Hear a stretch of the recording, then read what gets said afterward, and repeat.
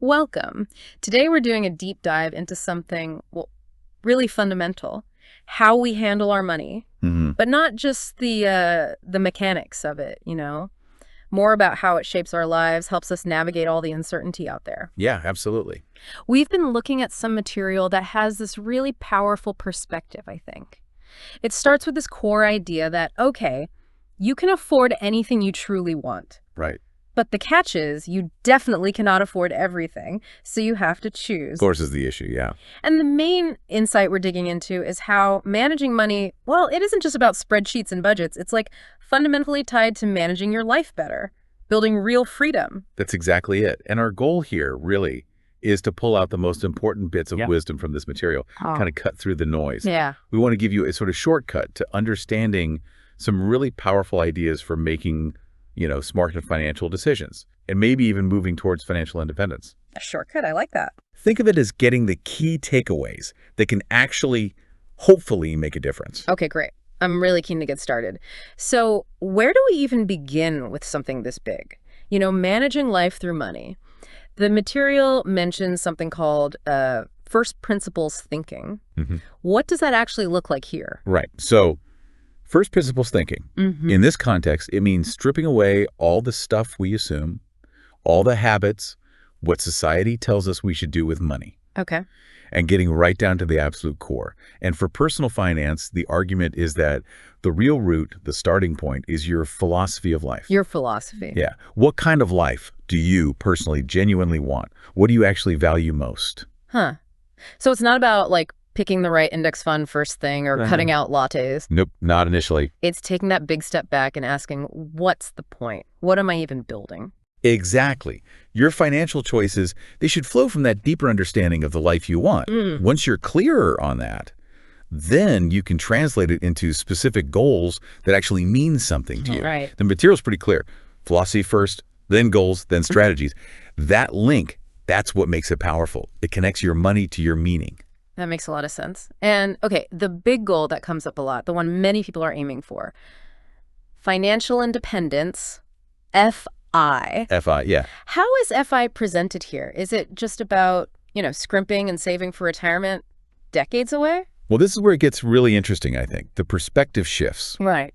FI isn't just presented as saving for old age, because let's be honest, Yeah, that can feel like a drag sometimes, right? Yeah. All this delayed gratification that's kind of hard to get excited about now. totally. Instead, FI is described as leading to, and I like this phrasing, a flourishing of freedom, of opportunity, of choice. Oh, okay. Flourishing. Yeah.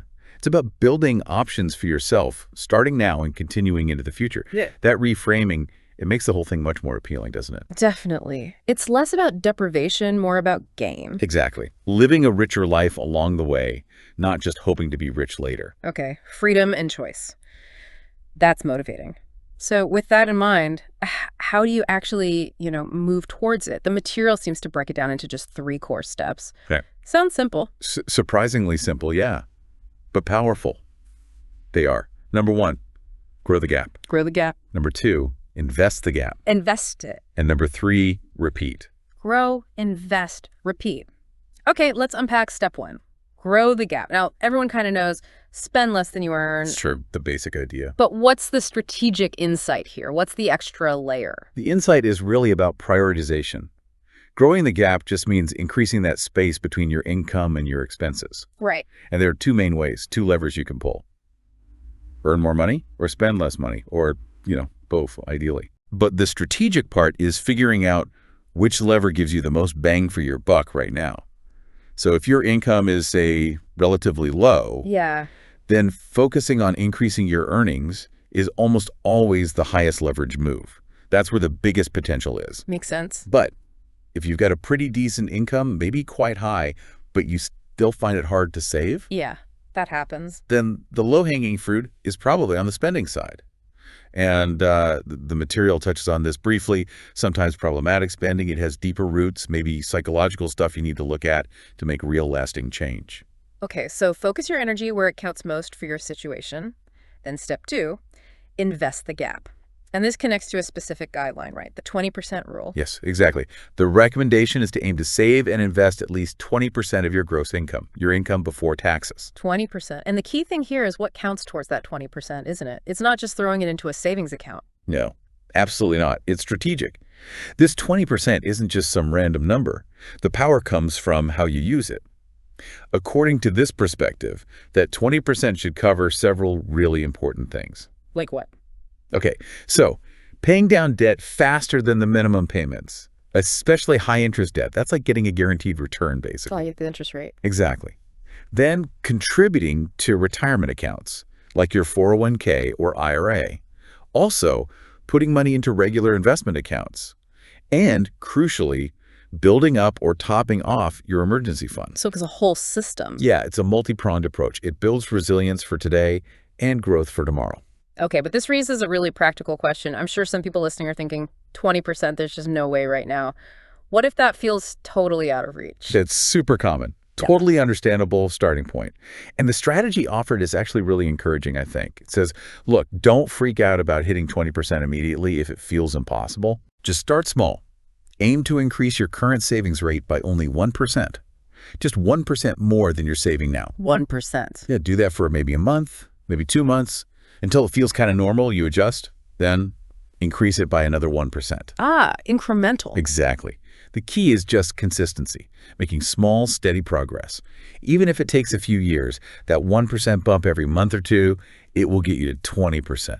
The momentum builds. I like that. Less intimidating. And that focus on consistency, doing it regularly, that leads right into step 3, repeat. Precisely.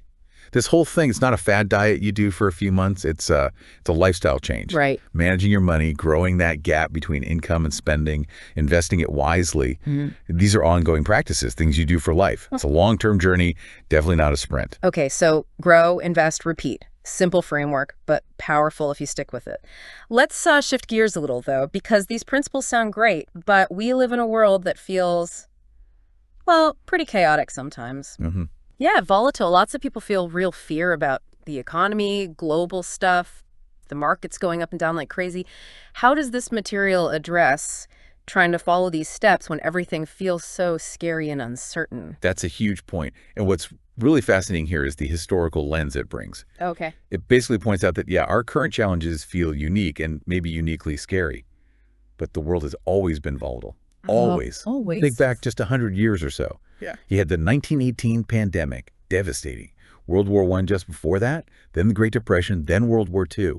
Massive global disruptions, change, uncertainty. Yeah. That's just the baseline reality of the world, apparently. Huh. That's actually kind of comforting in a weird way. The feeling isn't new. Right. The details change, but the underlying uncertainty is constant. And there's this powerful personal angle in the material, too. The person sharing these ideas, their own journey to financial independence actually started because of that fear, because of anxiety about life's volatility. Really? So the fear didn't paralyze them? No, quite the opposite. It fueled action. They became like obsessed with saving, with building that financial buffer. Why? Because it gave them immense psychological comfort. It felt like a direct way to counteract that fear of the unknown, the unpredictable future. Wow. Okay. So what's the takeaway then for someone listening today who is feeling anxious about the economy or world events? It means you can actually maybe embrace that fear a bit. Don't just let it wash over you. Embrace it. Use it. Use it as motivation, as like fuel to make those wise, intentional choices we've been talking about. Not just about your money, by the way. Also about how you spend your time, your energy, your effort. The idea is you can channel that anxiety into positive, proactive steps. It's incredibly powerful. So turn the fear into fuel for action instead of letting it freeze you. Exactly that. And that's how you start building a life that actually feels more secure, more aligned with your own philosophy and goals, even while acknowledging that the world is unpredictable.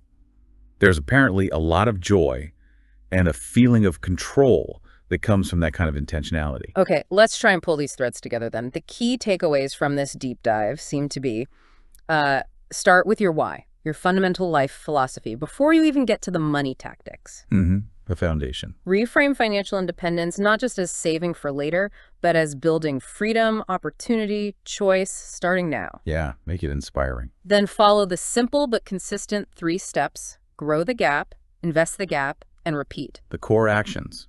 Use practical guidelines like that strategic 20% rule for saving and investing across debt, retirement, investments, and emergencies. Right, the tactical plan. And finally, view the inevitable volatility and uncertainty not just as something scary, but potentially as fuel. Motivation to take intentional action in your life. Use the fear. Don't let it use you. These aren't just, financial hacks. They're really principles for building a more intentional, more resilient life overall. Using money is one of the tools to get there. That really ties it all together. Okay, here's a final thought then, something to maybe chew on based on all this. If managing money really is about managing your life, and if volatility and change are just constant features of the world, how does making conscious, intentional financial choices today actually change the way you experience that unpredictable future? How does it change your feeling about it? That's a good question to ponder. Definitely something to think about. Thanks for joining us for this deep dive.